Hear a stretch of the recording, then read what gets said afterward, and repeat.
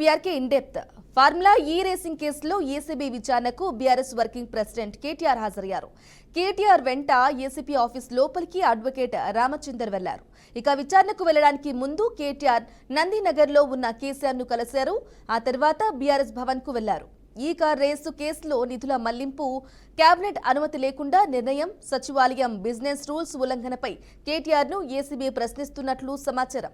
ఇక ఈ కేసులో ఇప్పటికే కేటీఆర్ ను ఏసీబీ, ఈడీ అధికారులు విచారించారు.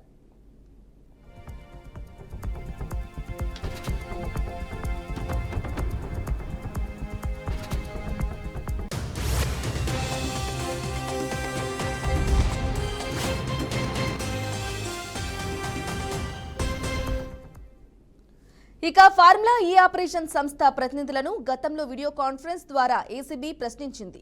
ఈ కేసులో ఆరోపణలు ఎదుర్కొన్న నాటి పురపాలక శాఖ ముఖ్య కార్యదర్శి అరవింద్ కుమార్, హెచ్ఎండిఏ మాజీ చీఫ్ ఇంజనీర్ బిఎల్ఎన్ రెడ్డిలను విచారించింది. ఇక కేటీఆర్ విచారణ అనంతరం ఏసీబీ ఈ కేసులో ఛార్జిషీట్ దాఖలు చేయనున్నట్లు తెలుస్తోంది. కేటీఆర్ వెంట బీఆర్ఎస్ కార్యకర్తలు పెద్ద సంఖ్యలో ఏసీబీ కార్యాలయానికి వచ్చే అవకాశం ఉండటంతో పోలీసులు భారీ బందోబస్తు ఏర్పాటు చేశారు.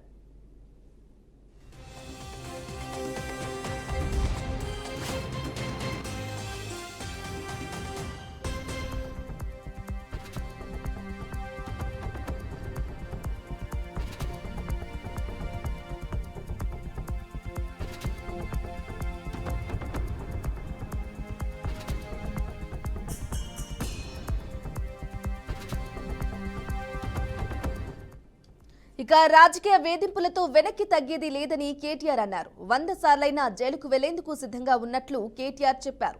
6 గ్యారంటీల మోసాన్ని ఎండగట్టడంలో ఇవేమీ తమను ఆపలేవని తెలిపారు. ఎన్ని కుట్రలు చేసినా కాంగ్రెస్ ను ఎండగడుతూనే ఉంటామన్నారు.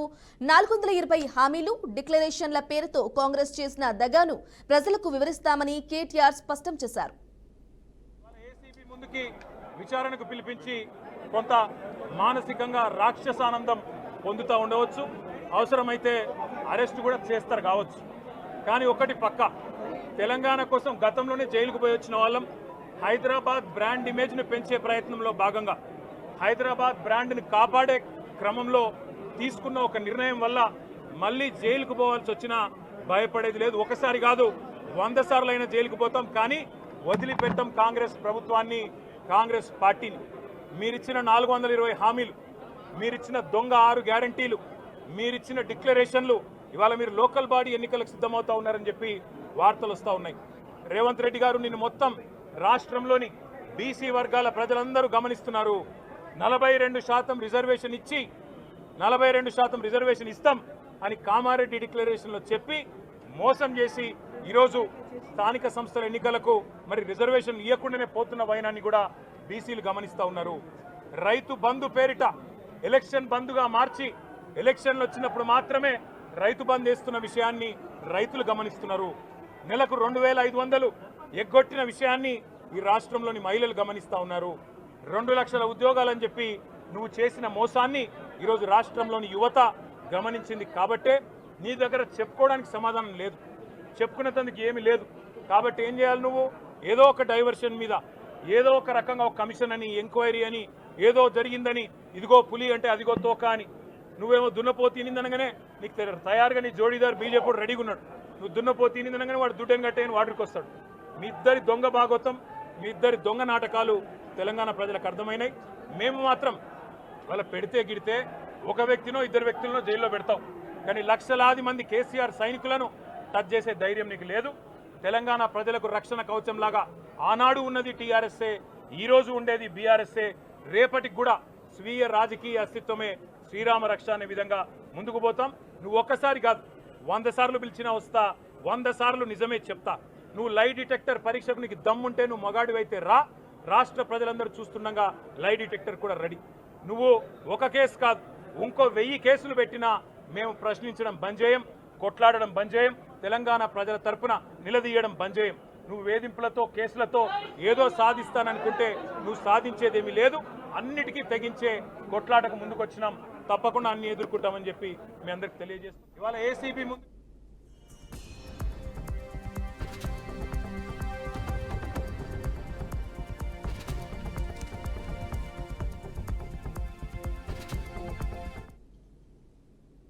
రైట్ గా ఇదే విషయానికి సంబంధించి వారి రాజకీయ విశ్లేషణను అలాగే అభిప్రాయాన్ని తెలియజేయడానికి మనతో పాటు ఉన్నారు ప్రముఖ రాజకీయ విశ్లేషకులు కోటేశ్వరరావు గారు లైవ్ లో అందుబాటులో ఉన్నారు. నమస్కారం అండి కోటేశ్వరరావు గారు. నమస్తే. ఎస్, అలాగే కోటేశ్వరరావు గారు ఇక చూసుకోవచ్చు ఏసీబీ ఎదుట మరోసారి హాజరు కానున్నారు. ఫార్ములా ఈ కార్ రేసుకు సంబంధించి ఏవన్ గా ఉన్నటువంటి మాజీ మంత్రి కేటీఆర్ ఎలా చూడాలంటారు? దీనిపై మీ అభిప్రాయం ఏంటి? ఇది ఒక ప్రహసనం లాగా నడుస్తూ ఉంది. రాష్ట్ర ప్రజలకు వినోదం కలిగించే విధంగా ఈ విచారణ సాగుతున్నటువంటి తీరు, దానికి హాజరు కావటం పేరుతోటి కేటీఆర్ చేస్తున్నటువంటి రాజకీయ ప్రసంగాలు, సవాళ్లు ఇవన్నీ కూడా జనం వినోదానికి పనికొచ్చేవి తప్ప మరొకటి కాదనేది నా అభిప్రాయం. ప్రజాస్వామ్యంలో ఆరోపణలు ఎదుర్కోవచ్చు, కేసులు ఎదుర్కోవచ్చు, విచారణలు ఎదుర్కోవచ్చు. కానీ అమెరికాలో కానీ ఐరోపాలో కానీ ఇట్లాంటి దేశాల్లో ఎవరైనా ఆరోపణలు ఎదుర్కొనేటువంటి నాయకులు ఎంత పెద్దవారైనా ఒంటరిగా లేదా ఒకళ్ళిద్దరు సహాయకులతో వచ్చి విచారణకి హాజరు కావడం, కోర్టులకు హాజరు కావడం మనం చూస్తున్నాం. కానీ మొన్న కేసీఆర్, ఇవాళ కేటీఆర్, మధ్యలో హరీష్ రావు జనాన్ని వెంటేసుకొచ్చి బల ప్రదర్శనకి దిగుతున్నారు. ఇది ఏమిటిది? ప్రజాస్వామ్యమా లేకపోతే మూకస్వామ్యమా? సినిమాల్లో చూస్తాం మనం, రౌడీలు, గూండాలు జనాన్ని వెంటేసుకొచ్చి బల ప్రదర్శన చేయడం మనం చూసేది.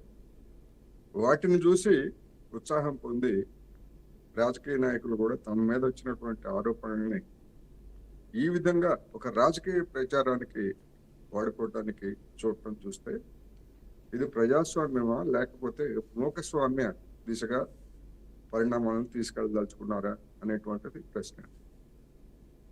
అందువల్ల ఇప్పుడు కేటీఆర్ గారు ఇవాళ విచారణకు హాజరవుతున్నారు. ఇప్పటికే ఆయన గతంలో కూడా హాజరయ్యారు, చెప్పిందే చెప్పారు. ఇప్పుడు కూడా మళ్ళీ ఆ చెప్పిందే చెప్తారు తప్ప కొత్త విషయాలు ఏమి ఉండవు అనేటువంటిది విచారించేటువంటి ఏసీబీ అధికారులకి తెలుసు, కేటీఆర్ కూడా తెలుసు. మధ్యలో మీడియాలో ప్రత్యేకమైనటువంటి కార్యక్రమాలు, ప్రత్యేకమైనటువంటి చర్చలు, రచ్చరచ్చ ఇవన్నీ రాజకీయాల ప్రచారం కోసం, రాజకీయ లబ్ధి కోసం తప్ప ఈ కేసుకి ఏమైనా సంబంధం కానీ ఏమైనా ప్రయోజనం ఉంటుందా అంటే ఏమీ ఉండదు. అందువలన ఇది అటు ప్రభుత్వము అదే విధంగా వ్యవహరిస్తూ ఉన్నది, అధికార యంత్రాంగం దానికి దోహదం చేస్తూ ఉన్నది. దీన్ని అవకాశంగా తీసుకొని బీఆర్ఎస్ పెద్దలు అదే విధమైనటువంటి ప్రచారానికి దీన్ని వినియోగించుకుంటున్నారు తప్ప మరొకటి కాదు. కొత్తగా ఇవాళ కేటీఆర్ చెప్పేది ఏమీ లేదు. ఒకవేళ ఏమైనా చెప్పినా లేదా ఏదైనా అందులో అవినీతి, అక్రమాలు, నిబంధనలకు విరుద్ధంగా ఏదైనా జరిగినా కానీ ఈ కేసులో, ఈ ఉదంతంలో జైలు పాలయ్యేది లేదా ఇతర శిక్షలకు గురయ్యేది ఆనాడు ఎవరైతే అధికారులుగా ఉన్నారో వాళ్ళు తప్ప కేటీఆర్కి మట్టి అంటదు అనేది మాత్రం నేను స్పష్టంగా చెప్పదలుచుకున్నాను. అలాగే కోటేశ్వరరావు గారు, ఇక కేటీఆర్ విచారణ తర్వాత ఏసీబీ ఛార్జ్ షీట్ దాఖలు చేయనున్నట్లుగా కూడా తెలుస్తుంది. మరి ఛార్జ్ షీట్ తర్వాత నెక్స్ట్ స్టెప్ ఏ విధంగా ఉండబోతుంది? అరెస్ట్ అనేది ఉండబోతుందంటారా? ఇప్పటికే అనేక సార్లు ఈ కేసులో అనుమానితులుగా ఉన్నటువంటి వాళ్ళని లేదా బాధ్యులుగా అధికారులుగా ఉన్నటువంటి వాళ్ళని నాటి మంత్రిగా ఉన్నటువంటి కేటీఆర్ ని విచారించారు. ఎందుకని ఇంతవరకు ప్రాథమికమైనటువంటి ఎఫ్ఐఆర్ దాఖలు చేయలేదు అనేది ప్రశ్న. ఎందుకు అంటే అనేక కేసుల్లో చూస్తున్నాం, ముందు ఎఫ్ఐఆర్ దాఖలు చేస్తారు, తర్వాత విచారణ సందర్భంగా వెల్లడైనటువంటి అంశాల పేరుతోటి మరొక ఎఫ్ఐఆర్ని దాన్ని సవరించడం ఇటువంటివన్నీ కూడా చేస్తారు. ఇంతవరకు ఎలాంటి ప్రాథమికమైనటువంటి ఎఫ్ఐఆర్ని దాఖలు చేయలేదు. మరి ఇప్పుడు కేటీఆర్ విచారణ తర్వాత దాఖలు చేస్తే చేయొచ్చు, లేదా మరొకసారి పిలిచి ఎన్నిసార్లు అయినా వస్తానంటున్నాడు కనుక అయినా ఎన్నిసార్లు అయినా పిలిపించి ఎన్నిసార్లు అయినా షో చేసి ఎన్నిసార్లు అయినా ఈ విధమైనటువంటి చేసి ఏసీబీ విచారణ చేస్తారు. ఇప్పుడే పెడతారా లేకపోతే తర్వాత పెడతారా అనేటువంటిది అది ఊహాజనితమైనటువంటి అంశం.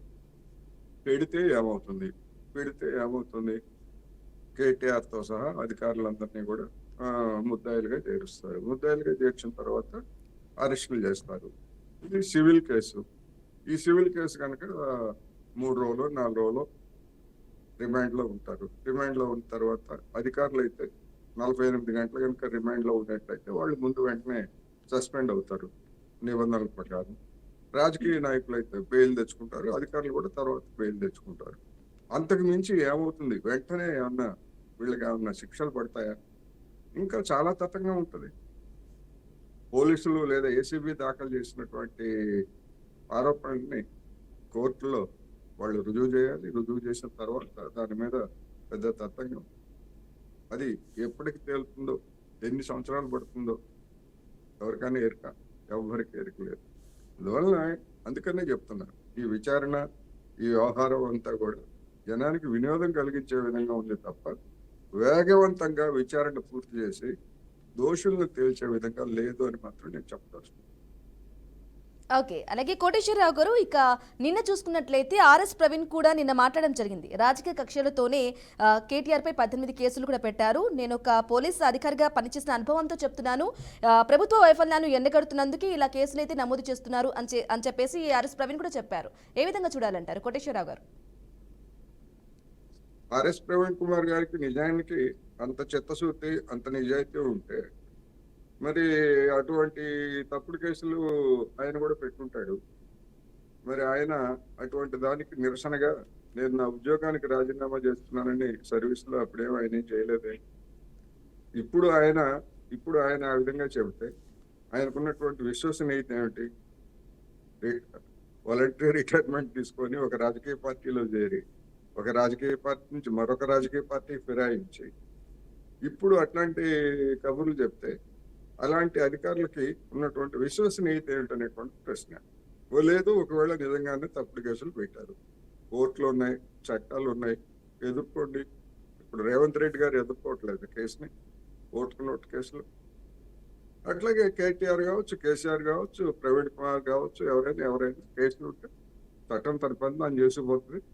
ఎవరి రక్షణ వాళ్ళు పొందుతారు, చేస్తారు. దీనిలో ప్రజలకు సంబంధించినటువంటి ప్రజా ప్రయోజనాలకు సంబంధించినటువంటి అంశం ఏమన్నా ఉందంటే ఒక నిధుల దుర్వినియోగం అనేది తప్ప మిగిలినటువంటిది ఏమున్నది ఇందులో అనేది ప్రశ్న. ఓకే, అలాగే కోటేశ్వరరావు గారు, ఇక కేటీఆర్ అయితే మాట్లాడడం జరిగింది.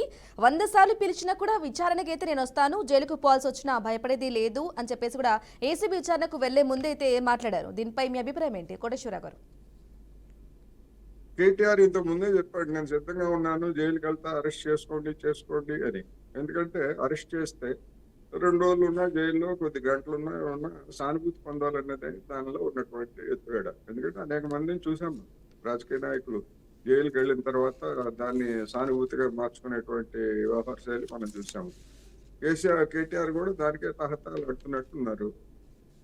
మరి అటువంటి ఏదైనా ఉంటే మరి రేవంత్ రెడ్డి సర్కారు దాని గురించి ఆలోచించాలి. ఆ సరదాను ఆయనకి తీరుస్తారా, లేకపోతే ఇట్లాగే విచారణ పేరుతోటి పదే 100 సార్లైనా వస్తారంటున్నారు కనుక రాస్తారా అనేటువంటిది మనం చూడాల్సింది.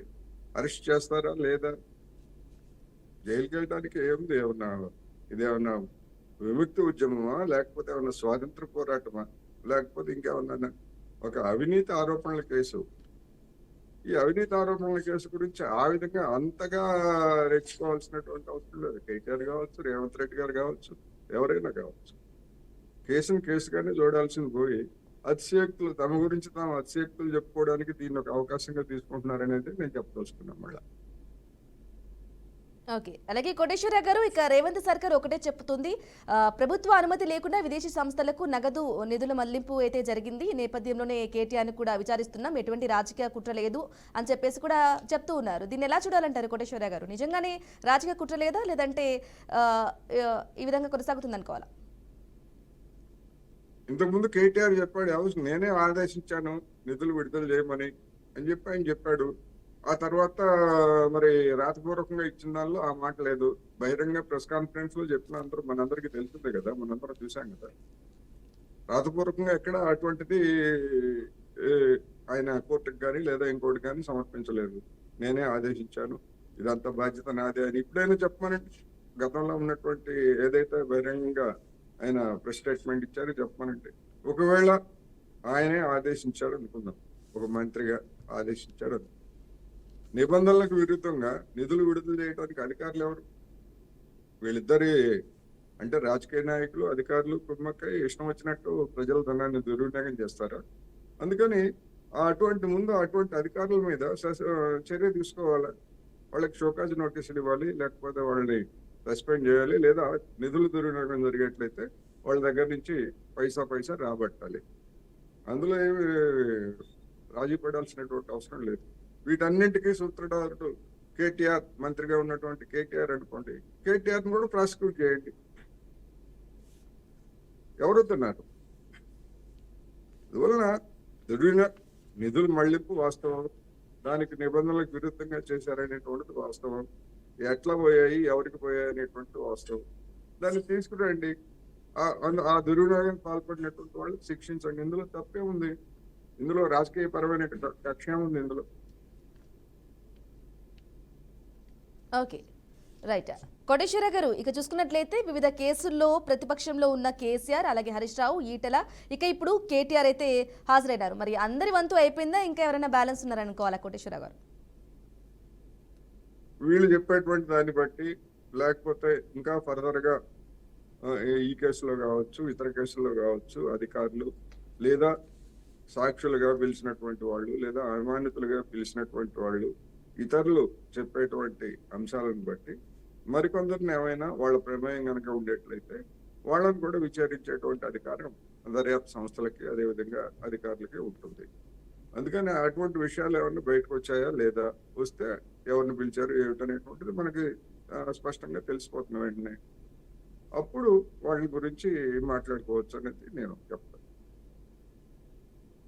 ఓకే, అలాగే కోటేశ్వర గారు, ఇక అరెస్టు చేయడం కోసమే ఈ ఏసీబీ విచారణ అనేది ఉంటుంది అని చెప్పేసి కూడా ప్రధానంగా ఆరోపిస్తున్నారు కేటీఆర్. మహా అయితే జైల్లో పెడతారు, ఏముంది అని చెప్పేసి కేటీఆర్ చెప్తున్నారు. అంటే ఎలా చూడాలంటారు? బీఆర్ఎస్ సంబంధించి బీఆర్ఎస్ కార్యకర్తలు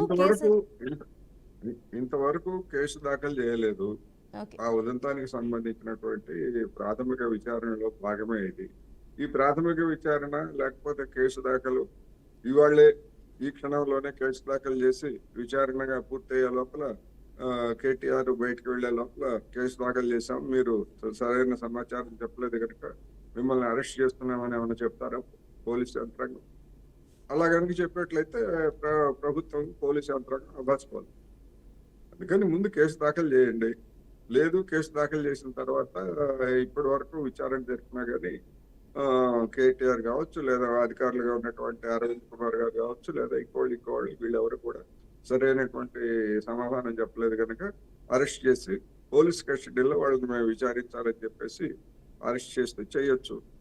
ఇంతవరకు అటువంటిది ఏమీ లేదు కదా. విచారణ రోజునే అరెస్ట్ చేస్తారని ఏముంది? ఏదైనా నాటకీయ పరిణామాలు జరిగి నేను చెప్పినట్టుగా కేసు దాఖలు చేస్తే వేరు, అది వేరు. అందుకని మరి కేటీఆర్ ఎందుకని అరెస్ట్ చేయమని అడుగుతున్నాడు నాకైతే అర్థం కాదు. ఇంతవరకు ఆయన్ని ఎఫ్ఐఆర్ ఏం దాఖలు చేయలేదు కదా. ఎఫ్ఐఆర్ దాఖలు చేస్తే అరెస్టులు, ఆహారు, ముందస్తు బెయిళ్లు ఇవన్నీ కూడా వస్తాయి. ఇంతవరకు అదంతా ఏం జరగలేదు కదా. ఎందుకని ఆయన తొందరపడుతున్నాడు జైలుకి వెళ్ళడానికి? ఇది సమస్య.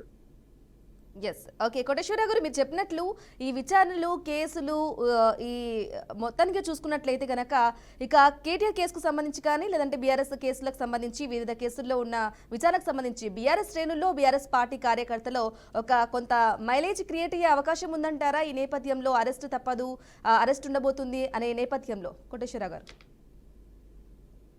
ఈ కేసులతో మైలేజ్ వస్తుందా లేకపోతే బెదిరిపోతారా అనేటువంటిది మనం చూడాల్సి ఉంది, అసెస్ చేయాల్సి ఉంది. ఇన్స్టెంట్ గా మనం అవునని కానీ, కాదని కానీ, ఏమీ ఉండదని కానీ, ఏమీ లేదని కానీ చెప్పలేము. అయితే ఒకటి మాత్రం వస్తాం, ఇప్పటికీ ప్రభుత్వం అధికారానికి వచ్చి 7.5 అయింది. ఇంకా 3.5 సంవత్సరాలు గడువున్నది. 3.5 సంవత్సరాలంటే చివరి 6 నెలలు ఎన్నికల ప్రక్రియకి అది వెళ్ళిపోతుంది. ఇంకా 3 సంవత్సరాలు.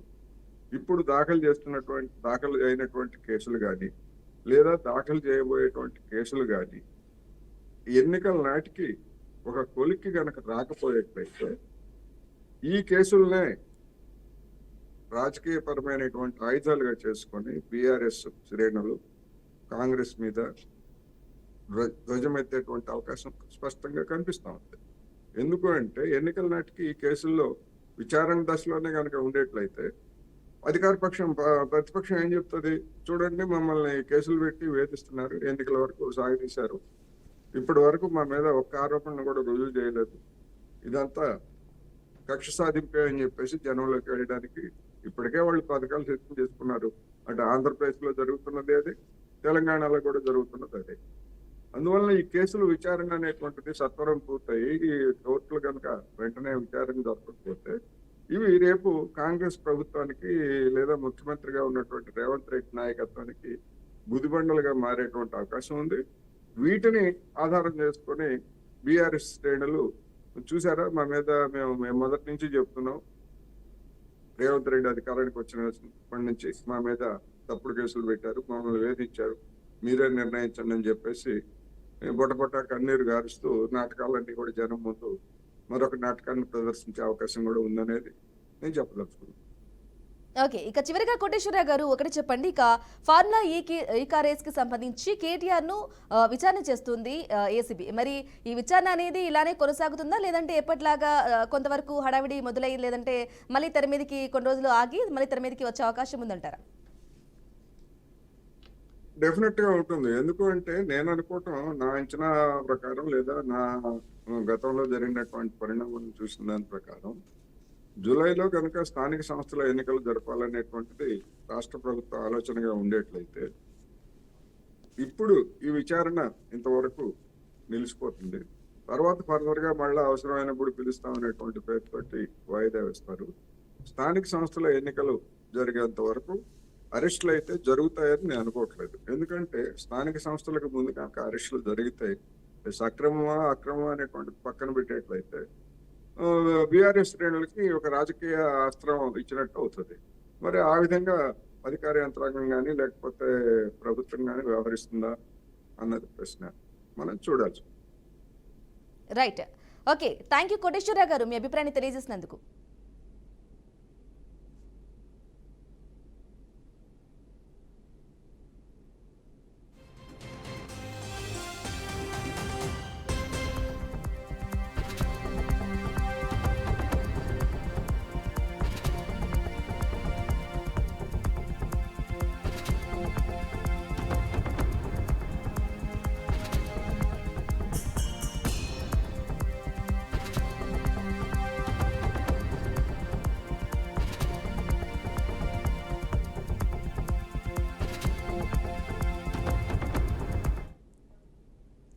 రైట్, ఇక ఫార్ములా ఈ రేసింగ్ కేసులో ఏసీబీ విచారణకు బీఆర్ఎస్ వర్కింగ్ ప్రెసిడెంట్ కేటీఆర్ హాజరయ్యారు. కేటీఆర్ వెంట ఏసీబీ ఆఫీస్ లోపలికి అడ్వకేట్ రామచందర్ వెళ్లారు. ఇక విచారణకు వెళ్లడానికి ముందు కేటీఆర్ నందినగర్ లో ఉన్న కేసీఆర్ ను కలిశారు. ఆ తర్వాత బీఆర్ఎస్ భవన్ కు వెళ్లారు. ఈ కార్ రేస్ కేసులో నిధుల మళ్లింపు, కేబినెట్ అనుమతి లేకుండా నిర్ణయం, సచివాలయం బిజినెస్ రూల్స్ ఉల్లంఘనపై కేటీఆర్ ను ఏసీబీ ప్రశ్నిస్తున్నట్లు సమాచారం. ఇక ఈ కేసులో ఇప్పటికే కేటీఆర్ ను ఏసీబీ ఈడీ అధికారులు విచారించారు. ఫార్ములా ఈ ఆపరేషన్ సంస్థ ప్రతినిధులను గతంలో వీడియో కాన్ఫరెన్స్ ద్వారా ఏసీబీ ప్రశ్నించింది. ఈ కేసులో ఆరోపణలు ఎదుర్కొన్న నాటి పురపాలక శాఖ ముఖ్య కార్యదర్శి అరవింద్ కుమార్, హెచ్ఎండిఏ మాజీ చీఫ్ ఇంజనీర్ బిఎల్ఎన్ రెడ్డిలను విచారించింది. కేటీఆర్ విచారణ అనంతరం ఏసీబీ ఈ కేసులో ఛార్జిషీట్ దాఖలు చేయనున్నట్లుగా తెలుస్తుంది. మరి కేటీఆర్ వెంట బీఆర్ఎస్ కార్యకర్తలు పెద్ద సంఖ్యలో ఏసీబీ కార్యాలయానికి వచ్చే అవకాశం ఉండటంతో పోలీసులు భారీ బందోబస్తును కూడా ఏర్పాటు చేశారు. ఇది వాటి BRK in depth. Stay tune, BRK news Telugu సత్తా.